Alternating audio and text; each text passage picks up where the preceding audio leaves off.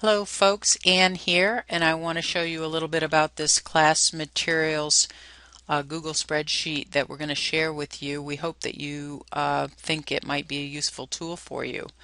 I get a login to my Gmail account, so I typically use Firefox for that, and I typically use a shortcut to get there, but in the event that you don't know the address, it's gmail.main.edu. Hit enter.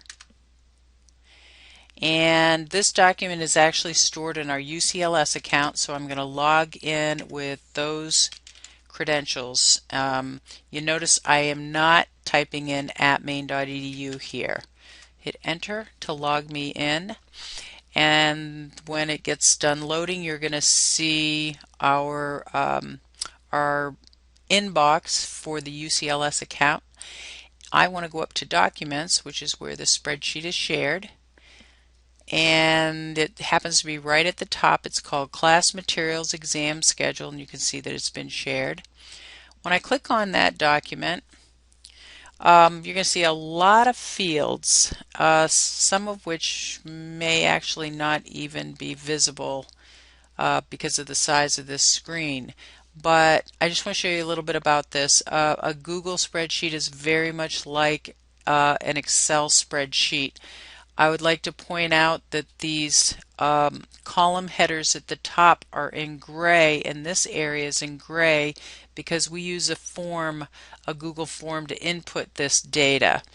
I'm going to show you by moving this around the rest of the document, which has a different color to it. It's got red header and white, and this should look kind of familiar to you because this is the part that we actually paste into the UCLS updates sheet. So I'm going to maximize this document again and show you a little bit about it. But we input the data on a form, as I said. If I scroll to the very bottom of this, went a little bit too far, you will see that this is the last entry we put in today. It was received yesterday. It hasn't been posted to SharePoint yet. The copies have been made. These are some of the details that we input in order to produce this information for you folks that later gets, as I said, stored in that Word document that we send out to you. If you find this spreadsheet to be valuable, you might want to come in and grab this spreadsheet, download this spreadsheet so that you can then manipulate it to look at just the course material that you want to see. We have some instructions for downloading it, but I'm just going to walk you through it here. So you would come up here if you didn't want to wait till Thursday to get Diane's UC updates, and you would click File, Download As, and you have some options that you can download it as. I think most of us use Excel, so I'm going to select that option. And when I select it, I'm going to be prompted to open that document in Excel, which is what I'm going to opt to do. So I'm going to click OK, and this actually opened up on my other monitor, so I'm going to move it over here for you to see.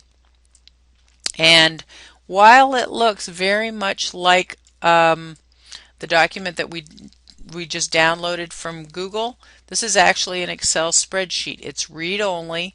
If you want to manipulate it, you can do a File, Save As, and give it a different name and store it on your desktop.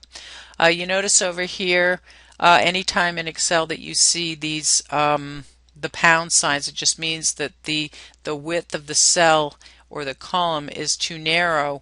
Little trick, if you want to widen this, rather you just come up between the two columns, move your pointer right in between them so you get the two-headed arrow, double click, and when you double click, that's going to expand to the size that you want.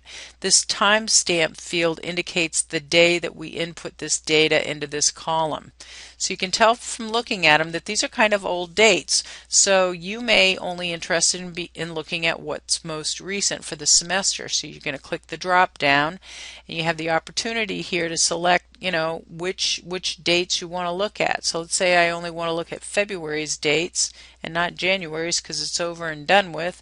I can select February, click OK, and then I'm seeing only everything from February on.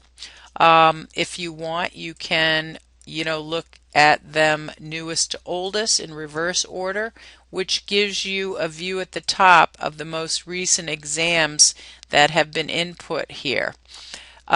So you can see by my scrolling that, it's a pretty wide spreadsheet.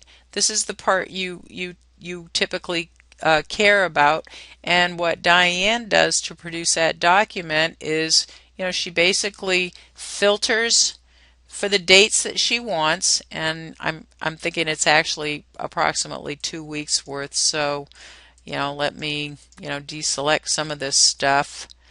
Click OK.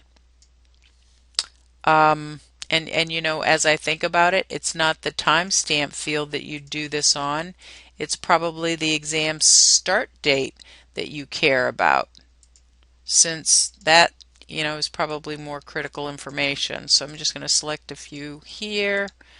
I don't really care about April or May. I might as well see what's in March. Let me look at the first week of March because I really want to get ready. And then on exam start date, I now have a fairly short list of exams to view here. They're still in reverse order.